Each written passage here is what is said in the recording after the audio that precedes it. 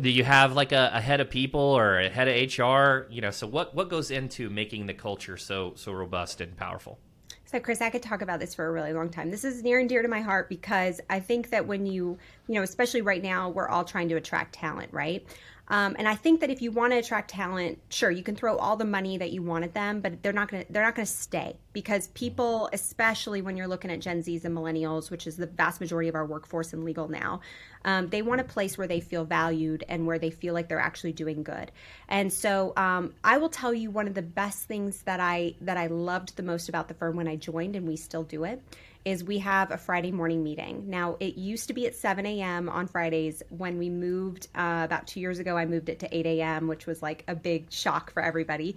It's 45 minutes long, and we always start off by giving sunshine to each other. It's a firm-wide meeting. Everybody's together. And today, for example, we started at 8, and I think it was 8:28, and we only go for 45 minutes, and everybody was still giving sunshine. It warms my heart to see somebody from intake giving love to somebody in dispersal and just that public acknowledgement of the things that we're doing. I think our job in legal is really hard. And when we're sitting here and we're evaluating, we're dealing with people who are hurt, that are not their best selves, who don't feel good. Our clients can sometimes be difficult. We love them, but they can sometimes be difficult. We're dealing with opposing counsel who we love less, but they can oftentimes be difficult. And we're dealing with a lot of deadlines that can be so stressful. And so how can we make this an environment where people still want to come in and where they feel at least satisfaction in the place that they work, even though they're doing this really hard and stressful job? We do have somebody who's in charge of people, for lack of better words. Her exact title is Director of Talent Acquisition, People, and Culture. So that encompasses definitely HR, but it also encompasses recruiting. And finally, and most importantly, in my opinion, it encompasses the culture and the people and investing in them. Some of the things that we have done really well that I'm really proud of, these were not my ideas. These were, I hired great people and they came up with these ideas. There were two that I want to share with you that I think were some of the best decisions Sure. we made. The first one was we developed a social committee. It's a 6-month term. They have to apply. Their supervisor has to sign off on it. It's volunteer basis. And they come up with all of the events that we do for the next 6 months. For example, at Mother's Day, we did, I think, ice cream sundaes for the whole office, not just the moms. And I think we handed out flowers to all of the moms.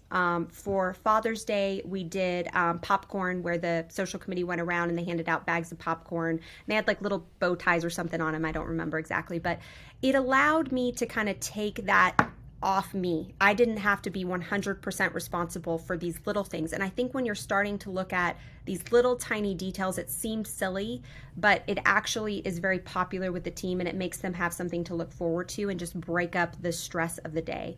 The second thing that we did, which I was not my idea, it was our CFO's idea, and I thought it was just genius the way that it implemented. But she came up with budgets.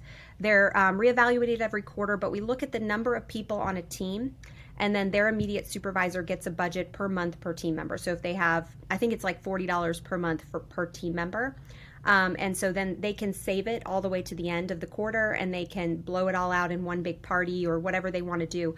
But it allows the actual supervisors to then invest in their team. So they can use it to take them to lunch, to take them to breakfast. They can do a painting party. And that has really taken the pressure off me as the CEO, because now all of a sudden they are creating loyalty and creating trust within their smaller team. And it's allowed them to create a generation of just happiness within their team and within their structure. So I'm very grateful. These were two not my ideas that have turned out really, really well and worked well for us. I love that it's the 6-month term, because then someone else can come in with their new ideas, and probably the previous members can then assist those individuals. So there's that like kind of bond and teamwork there. I also think it's really smart with the budgets for your managers, Yeah. and it's when someone does a good job, you shouldn't have to go up the ladder to do a simple reward to kudos them. Right. And so I think that's super powerful. The question one question I had for you was, the constant question about HR, and I love that you call it, people and culture, the talent, people and culture, is when. So there's different levels of size of companies, size of firms listings, that where, maybe there's a solo practitioner to a 10 person to a 30. at what point should they consider investing into that position? I think that, when I started at Bighorn, there was only about 10 of us total. And so we didn't have HR, right? The two founding partners were HR. And I think that there gets a point in the growth where that no longer makes sense. And I think when you're starting to deal with, when you're 10 people deep, you can kind of handle an HR issue that maybe comes up. But I think that companies should really look at hiring an outside HR agency, even if it's like on a contract and they're handling one or two things pretty early on. And I say that because we can view, the old school mentality on HR is that it's not good and it's scary. Right. But I think, my generation, I think we're doing a good job of really reevaluating HR. I view HR as an important aspect of employee happiness and of protecting our employees. It would be hard for me to be a personal injury attorney and not also want to protect my employees. Those would not match up, right? That is my job, is I protect people.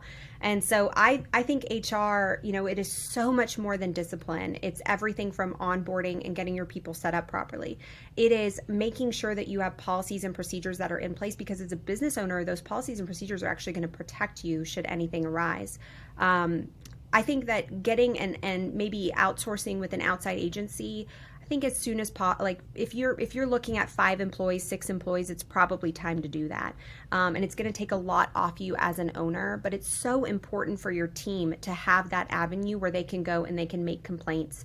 They can submit time off requests in an unbiased fashion. I think it's important that you establish that really early on if you want to have longevity in your team and retention of your team. Such a great response, and I couldn't agree more. And I was being super transparent and vulnerable here. I was really hesitant because I had this picture in my head that was like, oh, if we have an HR department, it's just going to be an excuse for people to go and we would uncover and create problems. But actually, it's been so beneficial, so positive, and I'm so happy. And Ashley, if you're listening, thank you so much.